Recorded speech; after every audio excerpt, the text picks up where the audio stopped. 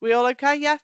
So these are my lovely colleagues who are with me today. For those of you that haven't met me before, I'm Kay. I'm Director of Finance at Stockport. Jane is with me. She's Head of Costing and Benchmarking, and she's the FSD lead at Stockport. Then we've got Andy Chilton, who's the Operational Director of Finance at Bolton. And he's got two joint FSD leads who are Juliet Waring and Gavin Rush, and they're both with us as well. So they'll be joining in at various points of this today. So, bit of the session today, really. So this is really about understanding some of the strategies for achieving and then maintaining level 3 accreditation. So it's a bit of sort of hints and tips of where it could possibly go wrong, so you don't fall down a hole. And what we're going to do is share some of our examples that hopefully will inspire you and give you some ideas as you go forward from there.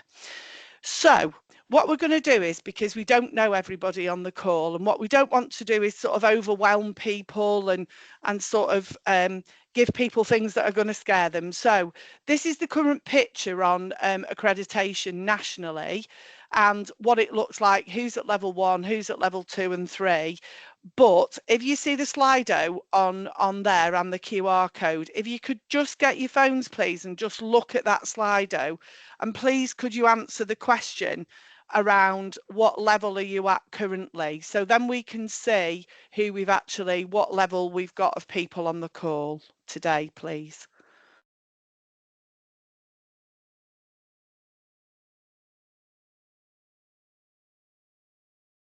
Sophie, can you open that in the chat as well for anyone that doesn't have a phone to hand?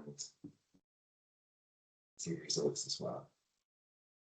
Yeah, it should be showing in the chat now.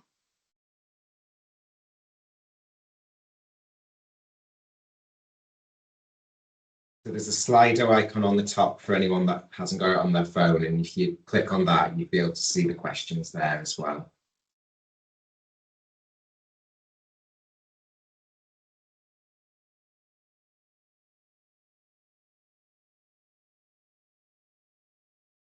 Another bit of Slido.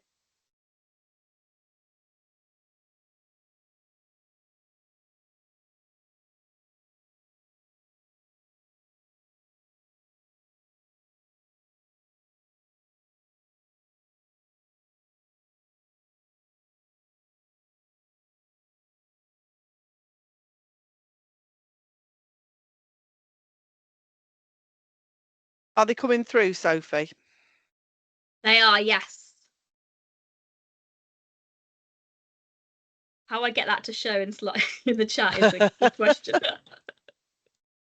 So once people have voted in the chat, it should come through as you should be able to see the results.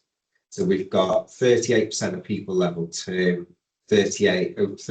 41 level 3, 36 level 2, 18 level 3 re-accredited, and 5% of people are at level 1. So most are new level 3 or level 2s. Okay, that's fabulous. So for those people at level 1, please don't be put off at all by any of these things. You're absolutely doing the right thing, coming and understanding where you are now and absolutely wanting that ambition from there. But please don't let any of this today think, oh, I've got too much to do. The people at level 2, absolutely. Hopefully we're going to inspire you to take some things forward and get you at level 3. And again, the people who are at level 3, we're hoping there's just some tweaks really to help you get there from there. But like we say, anything that you want particularly, put it in the chat from there. But that's really helpful to understand who we're talking to today. So thank you for that. So next bit, this is who we are. Now, some of you I can see are from all different bits of the country. You may not know where Bolton and Stockport is. So left-hand side shows you a nice big arrow pointing to the middle of Manchester in the northwest. The bit in the middle is our ICB, so that's Greater Manchester ICB, and you can see that Bolton is in the north, Stockport's in the south. Now, I know I'm called Kay. I'm not related to these two, but some of Bolton's favourite outputs are obviously Vernon Kay and Peter Kay. And in Stockport, we've got Blossoms and Stockport's Iniesta, Phil Foden himself. So that's to just show you where we are in the country. We're in a really sort of busy ICB. Our ICB has got 9 different providers, which I think is 6 acute, 2 mental health, one specialist from there. So we're quite a varied bunch, but we're quite a vocal bunch too. And obviously, accreditation sort of really started in the Northwest. So Andy and I have worked in the Northwest for a long time, so have been brought up with accreditation really, and championed this for a long, long time. So that's why we particularly wanted to share some things with you today. So this is the demographics of Bolton and Stockport, just to give you some idea of numbers of what we've got. So you can see we've got a similar sort of population, very similar turnover and whole time base in our organisations. And actually, as a sort of finance demographic, Andy has a payroll team, I don't. I have a procurement team. There's also a procurement team at Bolton. But if you look at these numbers here, these are the finance and payroll staff. So you can see here we've got a very similar number of qualified accountants, similar number of students. And then what we've also shown you is our spread across some of the One NHS finance groups, because obviously part of level 3 is absolutely making sure you are all over those groups, that your team are absolutely involved in as much as they can as possible. So we're just showing you, you know, everything's different. We've both got level 3, but we've both got a different structure of how people are spread across those groups from there. So this is a bit about our accreditation journey. So this is really to say that everybody's accreditation journey is not the same. Everybody's is different, and it depends what's going on in your organisation at the time. If we look at the top diagram, that shows the one that's more the green and blue line is the one for Stockport. So for Stockport, we started off, we did a level 1 reaccreditation in 2013. We moved to level 2 in 16. And then 2 years later, even though we'd actually had an ambition to do it within 1 year, we took 2 years to go from level 2 to level 3. We were then reaccredited for level 3 in 2021. So we managed to do that through the COVID period. And recently we've been reaccredited at level 3 in 2025. Andy, can I quickly hand over to you to talk about your journey through this, please? You can, and our journey starts at that different one. In 2012, Bolton went into turnaround when it wasn't fashionable to be in turnaround, when there was only 1 or 2 organisations in the whole country choosing to do it. So we like to be the first to do things. So we went into turnaround, and that really did destabilise the finance department at that time. So part of our recovery from turnaround and re-establishing the department was to get people behind something. So it's working day 1 and also accreditation. So we went through our level 2 re-accreditation with the staff to try and build everybody back up, get them all back involved again, and with the ambition to get to level 3, which it then took us a few more years than we would have liked. We had to get re-accredited again, all the troubles going on, but we eventually became in 2018. But in 2021, we did actually achieve level 3 accreditation. And part of the thing I'd like to say about the department at that time is we didn't think we'd get it. We thought we were a good level 2 and we're just chancing it with level 3, but it turns out we were actually quite a good level 3. And I think that's part of the thing about the humbling of the departments and not knowing what you're doing and pushing it the boundaries even further. And this year we got reaccredited at level 3 again, and on our journey there. And the main thing is the involvement of the whole department and it being embedded within the department rather than it being a small handful of individuals who are behind it. And I think the metric before showing how many of the staff are involved in how many of the other work streams that are going on within One NHS and FSD in order to actually show your involvement and the involvement of the department in things beyond your own organisation. Okay, thanks, Andy. So the bit now, just talking about some of the key tips really. So we talk about planning. I would always say you start for your next level on day 1 of your previous assessment. You need to think ahead. You need to be thinking that 3 years ahead, if it's 3 years, or if you've got an ambition to go from 2 to 3 quickly, it starts straight away. You really need to use what the process and guidance says. I know some of this is obvious, but from our point of view, what we've always done is looked at this in 3 ways. So what are those annual events that happen that we need to continue to do? So things like, if you need to write an annual report of all your FSD skills, it goes through your finance and performance committee. So I'd start with, which finance and performance committee is it going to go to, and work backwards. There's no point getting there and then thinking, oh crikey, we haven't done that, because that's one of the key pieces of work to do. Other annual events are things like surveys. The staff survey always happens, so that's a slightly easier one. But you need to do something annually with your budget holders. Usually that's in level 1. You can't forget level 1, which I'm going to come on to. But those bits, you need to map out those annual events. You need to think about what are the ongoing regular things that you need to evidence. So you've got some recording, so like appraisal recording, you've got mandatory training recording. Some of those just everyday nitty gritty things you need to make sure you evidence all the time. Continue with that. And then there might be things that only happen once every 3 years. So you've got your accreditation with your accountancy bodies. But again, there's things like when you start looking at external celebrations and awards, how are you going to plan for those? They're not going to happen, or you're not going to have the evidence to perhaps, or submissions to do that every year. That might only be once in that 3-year window. So you need to really think about that plan looking forward all the time.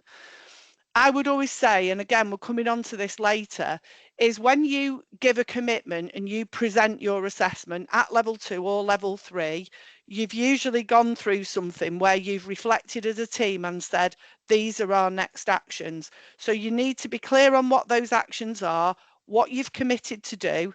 Those might be other things that your assessors or your panels sort of identified for you as well.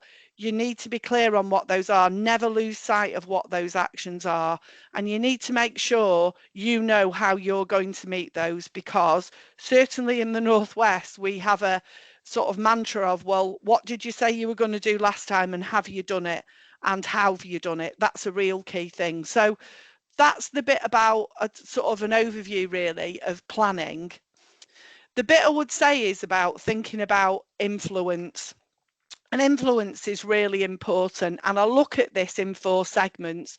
So it's a segment of what's in your own actual control. So what can you do? And to be honest, what's in your own organisation is actually easier to do. It's easier to do those things, what you can just do in your own team. When you start looking at that wider influence, not only in your own ICB, and that might be a small sort of relationship where you might only have a couple of providers in your ICB. As I said, with ours, there's 9, it's really large. What goes on in the ICB, what then goes on in your regional area, and what then goes nationally, the further it goes out, the more difficult it is to achieve some of that criteria. So what you need to really think about is how your team profile and their sort of sphere of influence able you to meet your criteria.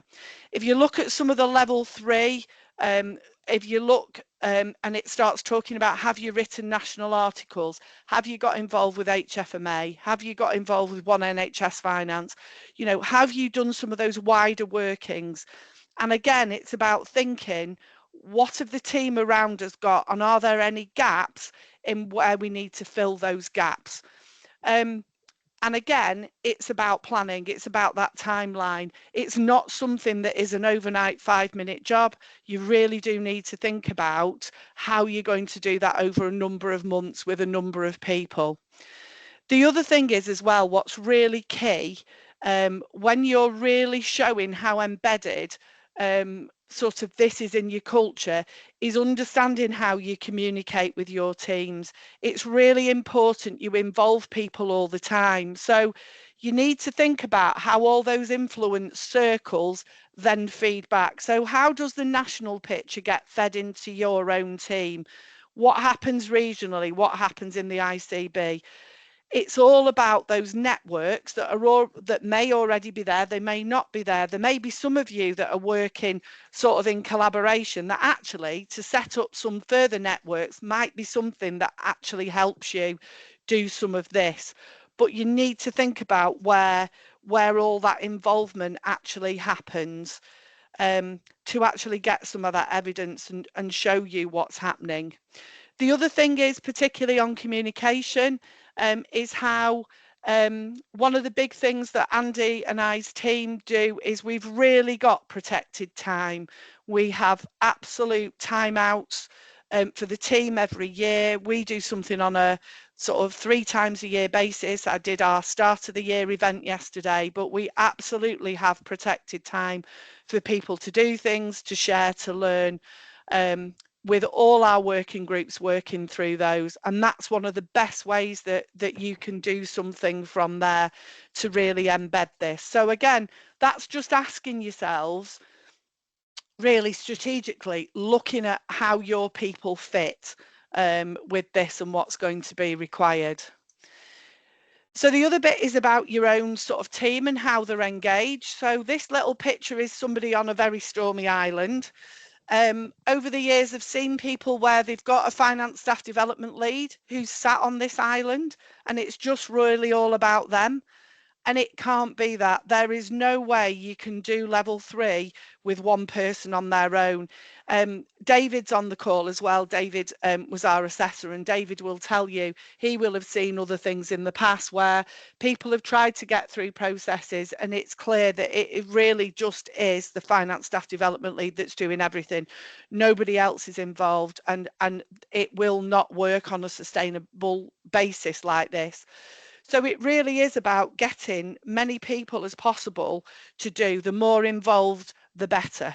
For those of you that got examples of being at school with kids and PTAs, which are political nightmares, but one of the best PTAs I've ever seen run was that I was on, where somebody got as many people as possible and they all had sort of one job a year to do.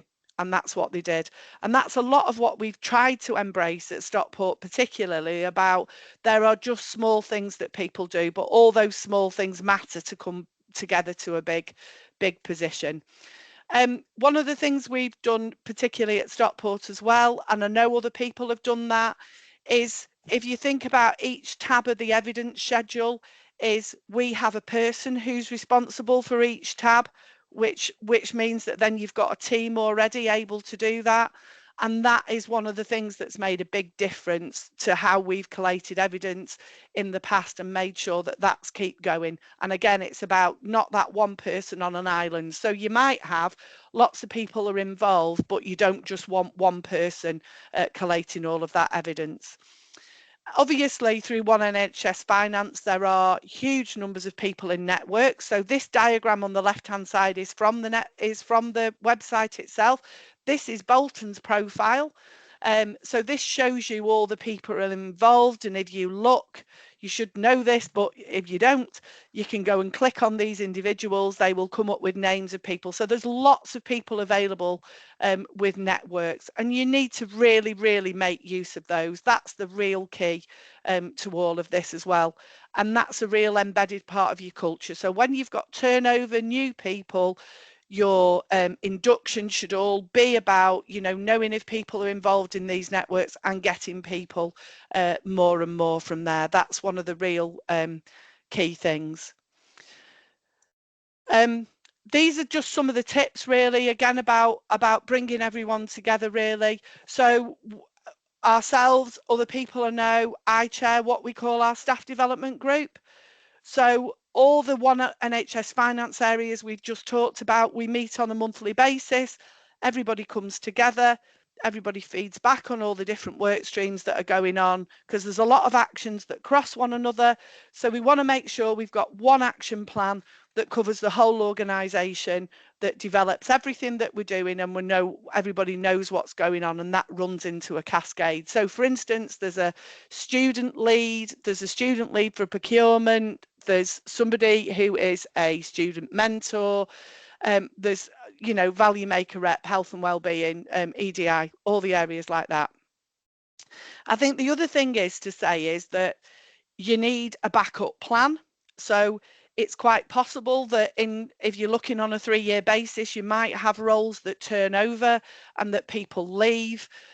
So you need to be thinking all the time, or the DOF does, or somebody senior needs to think about how are we going to plan for those roles. So I have 2 deputy FSD leads. We've got a structure. We've got a deputy student lead. So we know that if anybody moves, we've got people who can then step into roles from there. Your role of your CFO and your DOF is absolutely crucial in this. They have to, if you're at level 3, they have to be spearheading this. This is just a regular, everyday occurrence that you're talking about, the development of the team, the talent management of the team, how it's seen in the organisation, looking at different ways you can do things. John, who's my CFO, I think is on the call at the moment. Annette, who is Andy's CFO, absolute champions of finance staff development, and that's really key. You really need that championing from there. It's not just about signing a one NHS finance declaration of what you're going to do. They have to live and breathe it. It's really important. Having departmental objectives that you link into the trust objectives that are translated, knowing what those are, having a vision that everybody's bought into is really key. If you look at mine or Andy's objectives for the department, FSD is a permanent feature on there. It's in everybody's objectives that they're working towards that. And what we need to do from there. Really important. I talked before, it is important to have time out for the whole department. You know, Andy will talk in a minute about how they've done something joint with Wigan as well, but absolutely you need that time out. I talked as well a bit before, communication, having that complete communication strategy, feedback loops on absolutely everything possible, including where your surveys are, making sure you're taking a temperature check, not only of your own team, but what's going on in the organisation.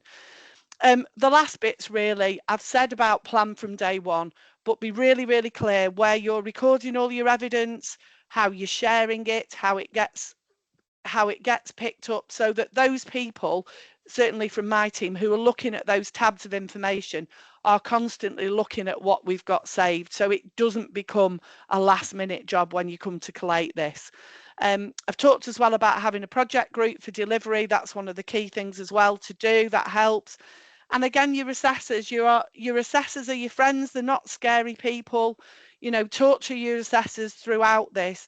As Andy's just said in his intro, you know, about didn't feel like they were good enough to do level 3. Sometimes talking with your assessors helps you get some of that confidence of, are we going in the right direction? Are we presenting the right data?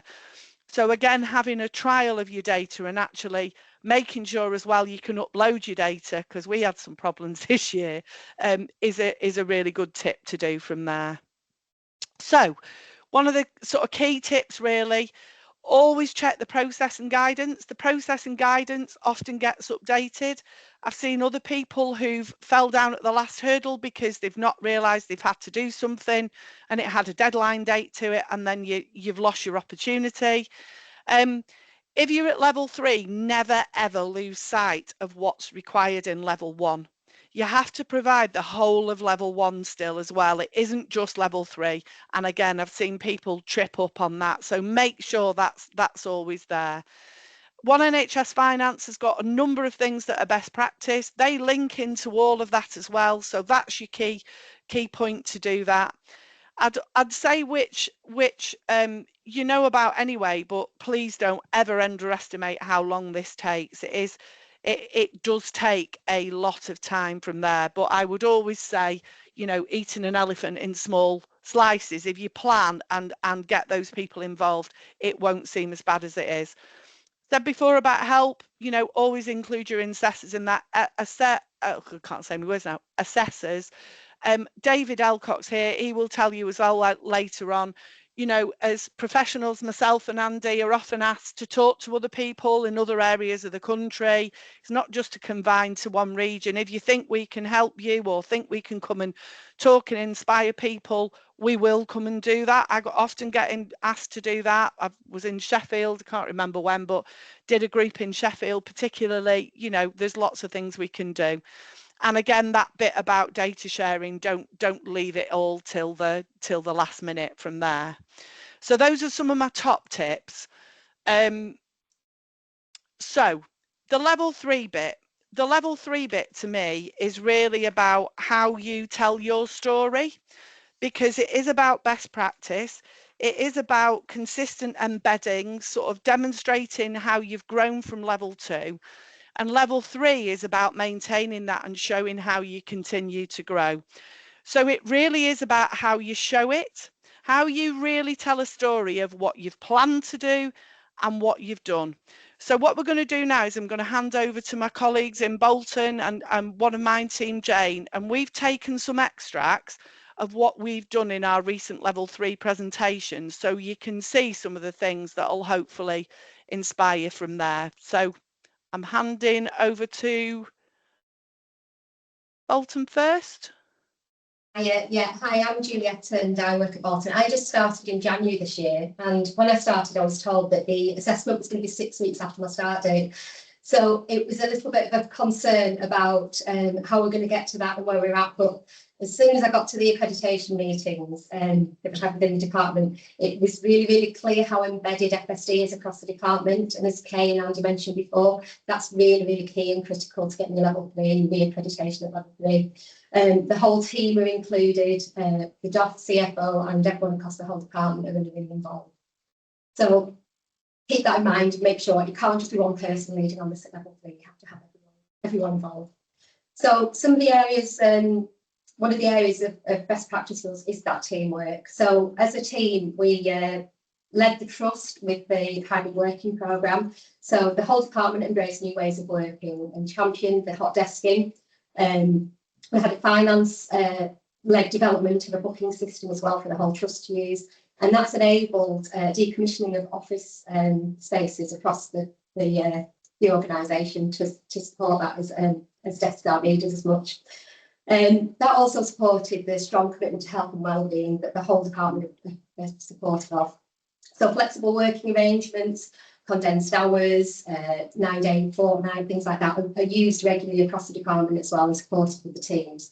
And the whole team are encouraged to get involved in health and wellbeing and with across the trust and within the department and improving that within the team.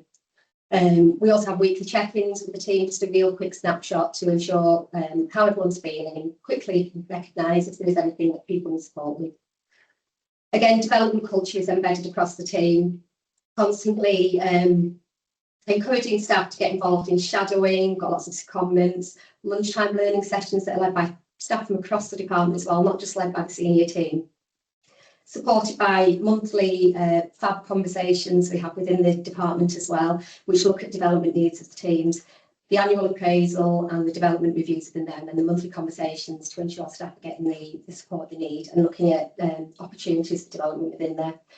Team are really, really enthusiastic at supporting those and looking towards where they can develop. We have monthly town hall meetings, the full department, and face-to-face timeouts as well, with separate teams and a full department. And linking in with the Wigan team as well, the senior team there to support the collaboration we have. And also as a department, we're looking at how we use AI tools and really looking at how we automate processes and admin tasks as much as we can to minimise those. So we have the time to go out there and support the trust. So we've got things like work scheduling, automatic report updates, supporting year-end accounts and different updates as well within there. I'll pass over to Gavin now. So I'm Gavin Rush. I'm the interim finance business partner at Bolton. So I actually started at Bolton last September, and I was here about a month before our existing FSD lead left. So picked this up very quickly, knowing I was only going to be around for about 12 months, and sort of handed over to Juliet, or we're in the process of handing over now. So that's why we've got a joint lead, because it's that succession planning and that sort of interim and support. I would say, as Juliet and Kay both said, that's been essential to getting the reaccreditation at level 3. Coming in new, we wouldn't have been able to do this if it wasn't real and it wasn't abundantly there. So some of the best practice I'm going to focus on today particularly is around the EDI elements that we've supported. So we have a staff engagement group that focuses predominantly on EDI, but also on social events and health and wellbeing as well. It's actively engaged with across all levels of the team, so we don't force anyone to go. We have sort of members from all bands and all different teams represented at that group, try and get a good spread, and people take actions and they take ownership of things from there. So again, it's led top down and bottom up at the same time. It's not just one person forcing it all. One of our EDI ambassadors is also the chair of the BAME network. She's just stepped down for the next rotational chair to step in. So we've been actively involved in the wider trust, the EDI programme as well. We're involved with the Inclusion and Diversity Ambassadors programme for One NHS Finance. So I lead that group for Greater Manchester. So we meet monthly to discuss issues and share best practice, what we're doing in the region, and also how we're going to progress issues together. So our objectives there are around neurodiversity, cultural diversity, and women in leadership at the moment. So we're actively working towards that programme in collaboration with all the other trusts all the other member trusts within the Greater Manchester ICB. We have representation on a number of other external groups, so really getting that external profile and building that, supporting the Northwest Advisory Board, reviewing papers before they go to that Northwest Board. I'm the EDI representative for the Apprenticeship Steering Group, so supporting the skills development in those centralised apprentices across finance, digital and procurement. I'm involved in that work stream. And we also have members of the team as part of the sponsorship and sponsorship programme, both sponsees and sponsors. We're promoting that and trying to encourage more people to join up. We have virtual notice boards in the office, and these are also available on our SharePoint, so we can share information quite efficiently there, try and cut down on email traffic and make sure things are very visible to the team.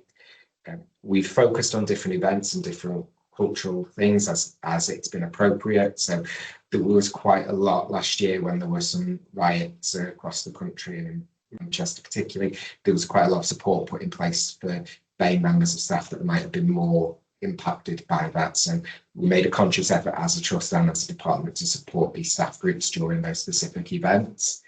And as a trust, we recognised as a finance team that there was a gap around inclusive interviewing. So we worked closely with our HR business partners to develop some inclusive recruitment training. So finance were the first department to pilot that training across the trust, which has now been rolled out to all teams. And we're now looking at how we can take the next steps with that, how we can progress that inclusive recruitment, or what refreshers we need for new members of staff when we've had turnover. So even though we've done that and that was a great success, it's not just stopped there, we're pushing it. And so how can we promote that and how can we take that on to the next level and make sure we don't lose momentum on any of these? Where's the next slide, please? And secondly, I'd like to talk a bit about our collaboration and what we've done across the networks as some examples of best practice. So at senior level, our Chief Finance Officer, Annette, is the place lead, so very involved with local councils and the ICBs on initiatives and third-party organisations within our region to promote how we work together and how we do develop those efficiencies and what we can do outside of the trust and how we can help support those organisations as well as how they can support us. We are piloting a joint ledger system with Manchester Foundation Trust. So we went live in April and they're going live later this year. And I believe there's a few other trusts lined up across the ICB to come on at the end of the year and into next year. So we're piloting that and we're doing a lot of the hard work really, because the next implementation will be based off the work that we've done. So we're setting the template for how that will be done. We're setting the user guides, and it will all be tailored for the individual organisations, but there's a lot of shared learning, and we've done it once. Not every organisation needs to do it again. So each time there'll be less and less work building on that collaboration going forward. As we've already mentioned, and there's a couple of pictures there of our away days with Wigan. So our senior team have meet about twice. We meet twice a year as a senior team, time out together, and we meet twice a year with Wigan's senior team. So we have those 4 times out, and there are a lot around how we work closer together, how we progress some of those different elements. I know on the back of that, I've had conversations with my counterpart around how we can move business cases forward and what we need their help with, and how we can help them for business cases we've already done and what they can learn from that. So there has been that mutual learning between the 2 organisations and building those closer working relationships. And we've also won an award last week for our collaboration with Wigan based on some of our T&O theatres, so how we've shared resource and shared theatre resource to best utilise our surgeons and make sure those theatres aren't going unused. So that was the basis for our award with Wigan last week, which is made possible through the finance collaboration, by finance being enablers and not blockers and leading the way with it. It's made it easier for us to engage with other teams and bring those collaborations forward. We have strong involvement with a range of the Northwest Skills Development Networks, as well as one on NHS Finance. So we're always promoting those networks and engaging, presenting and actively being involved. Personally, I do a lot, and I find it personally beneficial and sort of helpful from a professional standpoint as well. So would absolutely recommend that for everyone. I think to add to Kay's earlier point around talking to your assessors, go and volunteer to be an assessor, or if you're not at a stage where you can do that, volunteer to shadow an assessment, because it's so useful to see what's out there. And I know I've done a number of accreditations, and it's really hard when you're just blinkered to your one organisation. By going and shadowing and seeing what others are doing, you really get a much better perspective of where you are, what best practice you can pinch with pride, and what you're doing that's better than someone else that you can share with them, or what you can really sell about your team. So I'd say it's really valuable to go and be that assessor and volunteer. I know they're always looking for more, and the more assessors we have, the easier it is on everyone. So really would encourage people to volunteer to be an assessor. I've just done my first assessment as we were going through this one as an assessor as well. So I'd say it's really beneficial to do that.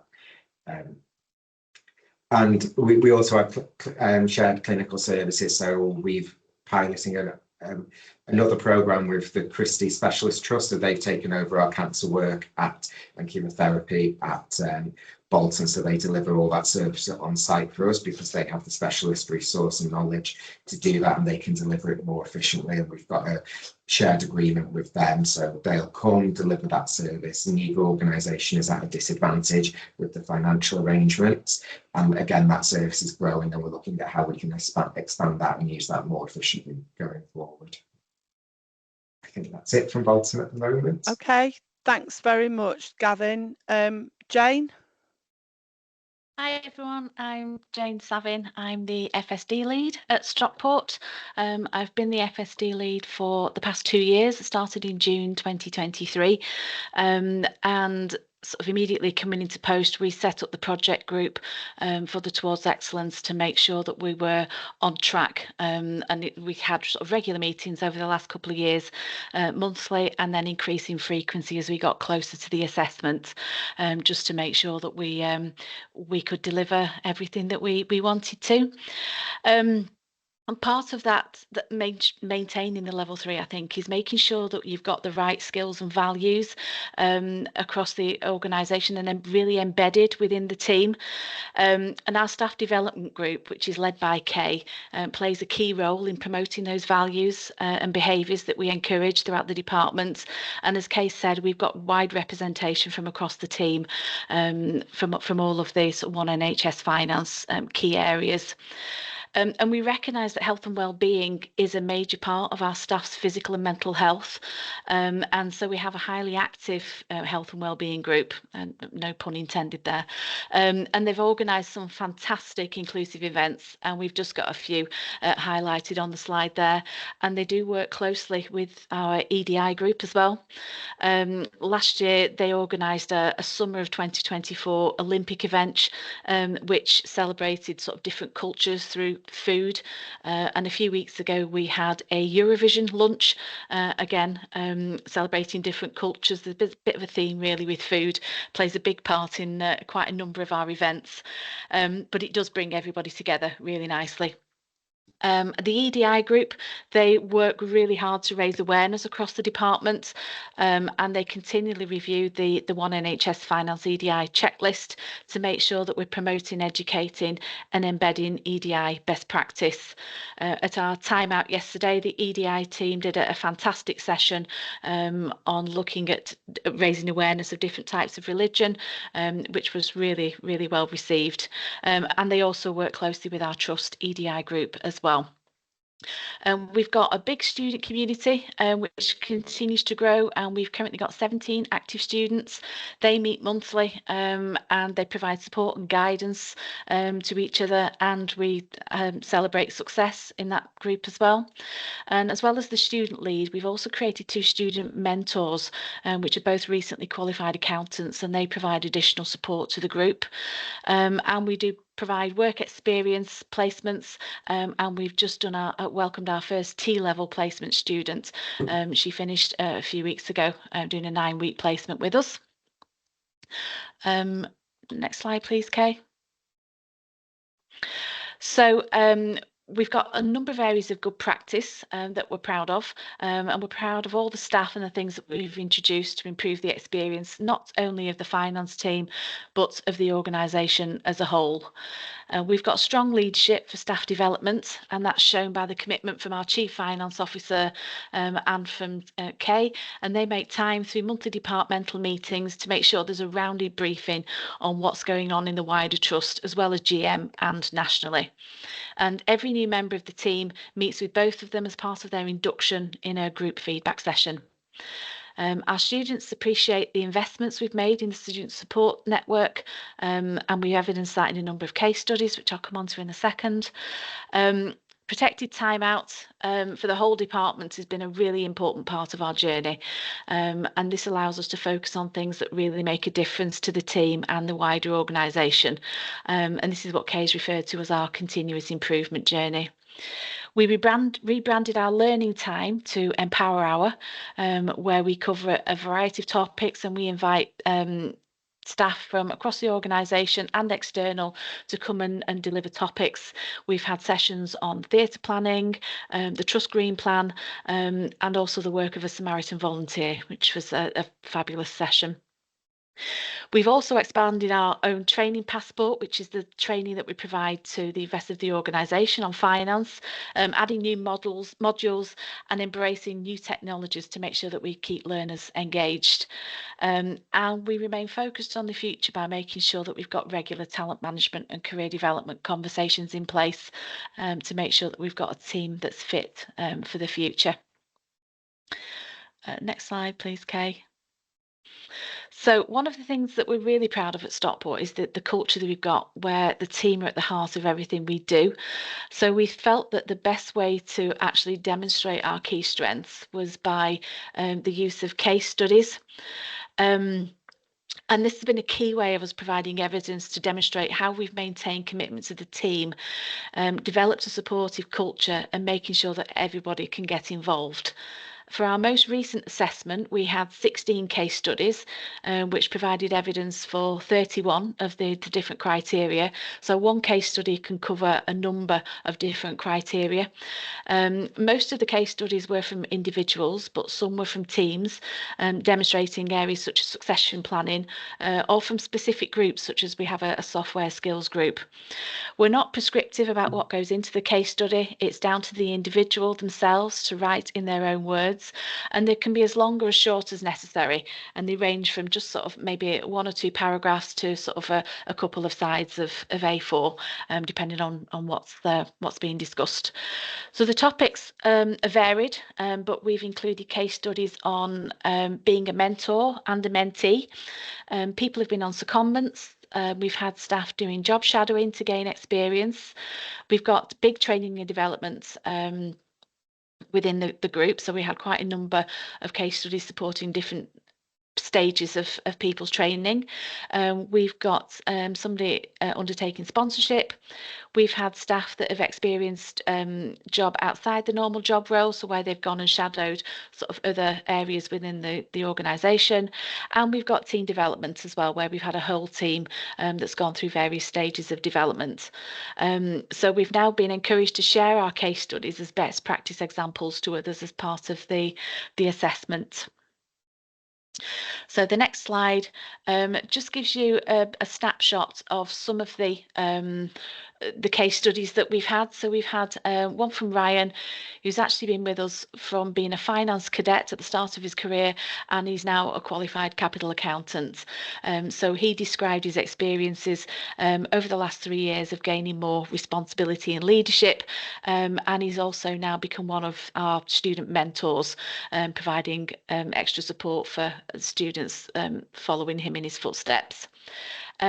We've got a snapshot there from Mo, who talked about her recruitment experience. So she's been with us for the last 2 or 3 years, and she talked about her recruitment experience and how she'd sort of gone through the advertising application and the interview process, and how she's received training in post and also got promoted while she's been here with us.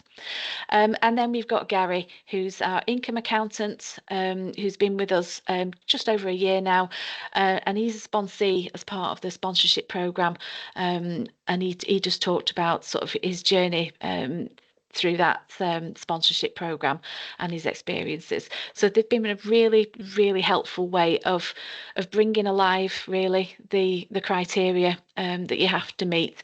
Yeah, and we found it a really helpful way of demonstrating that we'd met those criteria. Thanks very much, Jane. So finally from me, I talked about this earlier on. So these next 2 slides just show what we committed to in level 3 in 2021. So on the left-hand side, those were the 5 key actions that we did, and then those are what we actually did. We showed that we delivered all from there. I know we're conscious of time, so I won't go through these in detail, but that just gives you an example of what I meant. And then the next steps, this is where we finished our final slide in our accreditation this year. And again, those are our 5 objectives. Some of them are similar, some of them are slightly expanded from there. But I just wanted to sort of finish really to show you what the symbols on the right-hand side mean. That, you know, we do always aim high at Stockport for things, but it's really, I hope we've sort of expressed to you that the values of what we do, the patients at the heart of what we do, but also that all the small things matter to people. We focus at Stockport on getting the small things right, and by getting those small things right, that's what we've achieved what I call great big things with. It's absolutely about the culture from there. So we will circulate these slides today so you can see all of those from there. But I'm going to stop now with sort of 9 minutes to spare to take some questions, but I really appreciate everybody taking the time today, and hopefully the Stockport team and the Bolton team have shown you how passionate they are about staff development from here, and we hope you've inspired you in some ways. And with that, I'll stop sharing and see if anybody's got any questions.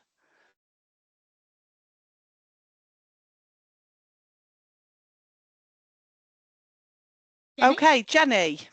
Hi, Kay. Thanks for you and the team for that presentation. It was really good. I think for me, I would like to gather your thoughts on where you're talking about a collective approach and getting other people involved. I think the landscape at the minute is quite challenging for finance teams. Yeah. What would you say your winning formula was to encourage others to come along with the journey for you, and get involved in some of the enhancements and activities that you're putting on for FSD. I think one of the main things and appreciate what you're saying, Jenny, it's really hard in a really tough time. I always try and say to my team that you have to try and balance it.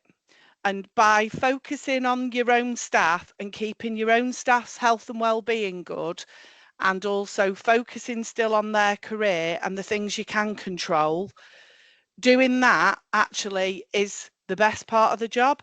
So actually you can distract yourself from all the other noise and all the other hassle, focus on this, focus what we can control, look after each other, and then that's how I get people involved. It is really those small sorts of things that matter. You know, this is important to people's careers, so it's important to sort of help yourself, and it's important to help others as well. I think we do a lot of, we take a lot of time to spend time with people, and encourage other people. And by giving that time up is how we get people to pay time back. So we give people permission. We give people permission. Permission is one of the biggest things where you say to people, we are committing our time for you to take time out to do this. The worst thing you can do is when it gets really, really busy is cancel the time out, cancel those things. Stick with what you're doing, because that's when you get people to commit. That's my answer, if that helps, Jenny. Andy's got his hand up, so I'll see if he says something different. Andy? No, I was going to say exactly the same, Kay. I think the difference between some organisations and others, whatever you do, don't take your eyes off the prize, which is your staff. They're the ones who are going to deliver everything for you. Keep the sessions in, keep the development in, keep the engagement in, keep the things there. Focus on there. You know, both organisations have something similar in the idea of a staff engagement group, something where you're talking to the staff about what's important for them, how you're communicating with them, how they want to get involved, doing those little things, keeping the focus externally. The worst thing you can do is suddenly knee-jerk reaction to saving money is I'm going to cut all external engagement off. I'm going to cut off training courses. I'm going to cut off that, because you're cutting off your pipeline to the future. You've got to keep engaged with them. You've got to push them. If you're going to get out of trouble, the staff are the ones who are going to help you doing it. And this is a way to keep them engaged, to keep them involved with the fact that they have a say in their future. They're saying how you run the department, a say in everything that goes on, and keeping them involved. It just works. You know, paying attention to those communications, paying attention to the staff survey results, and working backwards through them. And it does come from the top.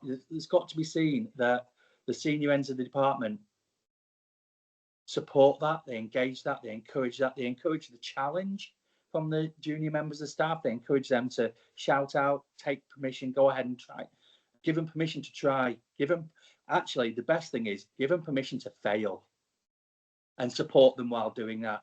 So, you know, if someone succeeds, it's dead easy. It's when they fail about still supporting them, letting them have another go.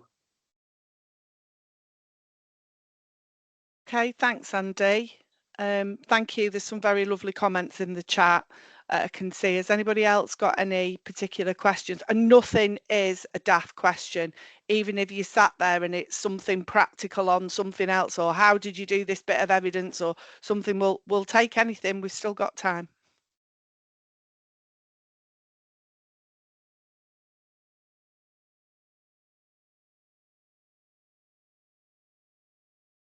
Anyone else? We've stunned them all into silence.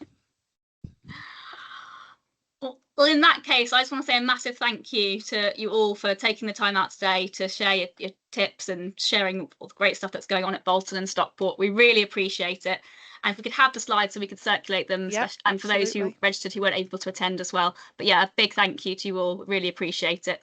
And one thing Okay. also to mention is that if you look at the correlation between your accreditation levels and staff survey scores, that the level 3s are the top in the staff survey scores, which is a good thing to mention as well.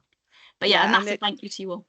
No, it's great. Thank you for having us. And again, our contact details are on the slides. And if other people want us, you know, to come and spend an hour talking to your team a bit more about accreditation or trying to inspire people or anything from there, Andy and I and the rest of the team are more than happy to do that. Happy to share. Yeah, thanks, Kay. Thanks, everyone. All right. Thank Thank you, you, everybody. everyone. Lovely to see you. Thank you. Bye. Bye. Bye. Thank you.